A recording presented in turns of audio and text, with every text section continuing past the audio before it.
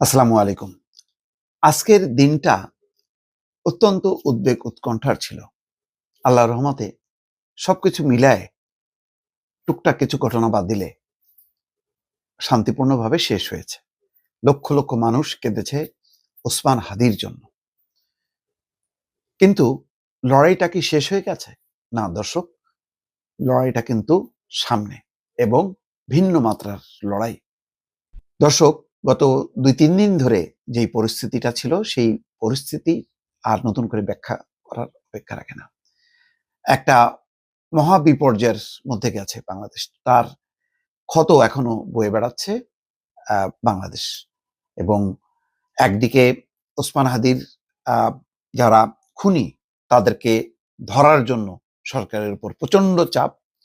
অন্যদিকে যে ধ্বংসযজ্ঞ চলেছে প্রথম আলো, ডেইলি স্টার, সেই ধ্বংসযজ্ঞ কাটিয়ে আবার নতুন করে কর্মকাণ্ড শুরু হওয়া, স্বাধীন গণমাধ্যম যাতে স্বাধীনভাবে তার মত প্রকাশ করতে পারে, সেই সংগ্রামটাও কিন্তু আবার নতুন চ্যালেঞ্জ হয়ে দাঁড়িয়েছে। গুরুত্বপূর্ণ বিষয় হলো, যখন নাকি ওসমান হাদিকে ঘিরে তাণ্ডব চলেছে এবং বিশাল আকারের একটি জানাজা হয়েছে, সমাবেশ হয়েছে, অর্থাৎ তাণ্ডবের বিপরীতে শান্তিপূর্ণ জানাজা অনুষ্ঠানটা খুব গুরুত্বপূর্ণ ছিল। এখানে লক্ষ লক্ষ মানুষ অত্যন্ত ধৈর্যের সাথে পরিস্থিতি তারা সামাল দিয়েছে, আল্লাহর কাছে মোনাজাত করেছে, কিন্তু কোনো উস্কানিতে পা দেয়নি। এই পর্বটা বলতে গেলে এখন আপাতত শেষ, কিন্তু নতুন একটি পর্ব শুরু হতে যাচ্ছে 25শে ডিসেম্বর। ওই দিন দুপুরে আসবেন তারেক রহমান 17 বছর পর। তারেক রহমান আসার সাথে সাথে আরেকটি অধ্যায় শুরু হবে এবং এটি হচ্ছে কঠিন একটা চ্যালেঞ্জ, শুধু বিএনপির জন্য না, এটা দেশের রাজনীতির জন্য। অর্থাৎ তারেক রহমান দেশে ফিরে যদি তার পূর্ণ রাজনৈতিক তৎপরতা শুরু করতে না পারেন, তাহলে মনে করেন যেই বিপর্যয়টা আমরা দেখলাম দুদিন ধরে, সেই বিপর্যয়ের বা সেই অপরাজনীতির জয় হবে। সুতরাং তারেক রহমানের আশাটা শুধু বাংলাদেশে আসা না, এটার মধ্য দিয়ে বিএনপি আবার জেগে ওঠা, গণতান্ত্রিক শক্তিগুলি জেগে ওঠা এবং সত্যিকার অর্থে সকল রাজনৈতিক দল নির্বাচনে এমন একটি হাওয়া তুলবে, এমন একটা জোয়ার তুলবে, তার সামনে যাতে কোনো ষড়যন্ত্র, কোনো চক্রান্ত যাতে ঠাঁই না পায়। কারণ অনেক আশঙ্কা করেন যে সামনে হয়তো আরো বড় বিপর্যয় হবে এবং এই ডিসেম্বরের মধ্যেই ফাইনাল খেলা হবে। আসলে কি তাই? তাই যদি হয় তাহলে সেটা কেমন?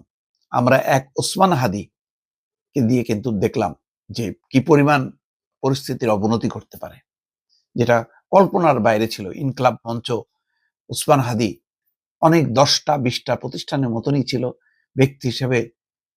যদিও তরুণ উদীয়মান ছিল, কিন্তু তার বড় কোনো দল ছিল না, সংগঠন ছিল না।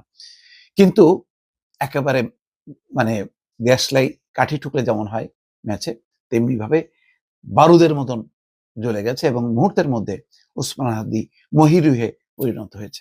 তাকে ঘিরে আর একটা পক্ষ, তারা তাদের স্বপ্ন বাস্তবায়নের চেষ্টা করেছে, কিন্তু সেটা নস্যাৎ হয়েছে। আমি অন্তত একটা রাজনৈতিক দলকে ধন্যবাদ দেব, এনসিপি অত্যন্ত দায়িত্বশীলতার পরিচয় দিয়েছে। প্রথম দিকে তারা হয়তো বুঝতে পারেনি যে আসলে ষড়যন্ত্রকারীদের লক্ষ্যটা কি, কিন্তু পর মুহূর্তে যখন শাহবাগ থেকে তারা ডেইলি স্টারে গেল সংহতি প্রকাশ করতে এবং এই নৈরাজ্য মোকাবেলা করার জন্য, তখন তারা বুঝতে পারলো, উদীচিতে গেল এবং তারা বলল যে না, নৈরাজ্য সন্ত্রাস আগুনের সাথে আমাদের সম্পর্ক নেই, এবং তারা তাদের শাহবাগের কর্মসূচি শেষ করলো। খুবই দায়িত্বশীলতার পরিচয় দিয়েছে। অর্থাৎ নিজেদেরকে গোটায় আনার সাথে সাথে কিন্তু আস্তে আস্তে কিন্তু ষড়যন্ত্রকারীরা তারা কোণঠাসা হয়ে গেল, তখন কিন্তু আস্তে করে তারা সরে গেল। এখন এই ঘটনার পর সবচেয়ে বড় শঙ্কাটা কোথায়? শঙ্কাটা হচ্ছে 25 তারিখে তারেক রহমানের আগমনকে ঘিরে। এখানে বিএনপি যেমন একটা তাকে গণসম্বর্ধনার মধ্য দিয়ে সর্বোচ্চ শক্তি প্রদর্শনের একটি চেষ্টা চালাচ্ছে, যাতে এই আগমনের মধ্য দিয়ে বিএনপি সারা দেশে একটা নির্বাচনী জোয়ার তুলতে পারে, তেমনি ষড়যন্ত্রকারীরা কিন্তু এটাকে বাধাগ্রস্ত করার জন্য নানা রকম চেষ্টা করতে পারে। এবং কেউ কেউ বলেছেন যে এই হাদিকে ঘিরে যে অপতৎপরতা যেগুলি চলেছে সেটার মূল লক্ষ্য ছিল তারেক রহমান যাতে ভয় পেয়ে দেশে আসতে না পারে। কিন্তু না, তারেক রহমান এখন দৃঢ় প্রতিজ্ঞ, বিএনপি এখন দৃঢ় প্রতিজ্ঞ যে তারেক রহমান আসবেন এবং এই রাজনৈতিক চ্যালেঞ্জ তিনি গ্রহণ করবেন। এছাড়া বাংলাদেশে বড় কোনো রাজনৈতিক শক্তি নেই, বড় কোনো গণতান্ত্রিক রাজনৈতিক শক্তি নেই যে এই চ্যালেঞ্জটা নিতে পারবেন। সুতরাং এখন কিন্তু গণনা শুরু হয়েছে।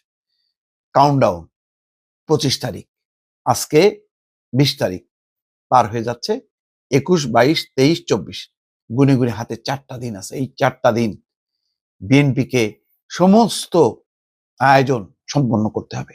একদিকে তার চূড়ান্ত প্রার্থী তালিকা, যোগ্য প্রার্থীদেরকে নমিনেশন দেওয়া, শরিকদেরকে সঙ্গে রাখা, তাদেরকে মূল্যায়ন করা এবং একই সঙ্গে তারেক রহমান এসে যাতে পূর্ণ শক্তিতে নির্বাচনী কাজে ঝাঁপিয়ে পড়তে পারে, তার একটি আয়োজন যদি বিএনপি বড় রাজনৈতিক দল হিসেবে সম্পাদন করতে ব্যর্থ হয় তাহলে মহা বিপর্যয় হবে। কারণ পদে পদে কিন্তু বাধা, অনেক চ্যালেঞ্জ, অনেক চক্রান্ত মানে ওত পেতে বসে আছে এটাকে নস্যাৎ করার জন্য। অতএব সাধু সাবধান।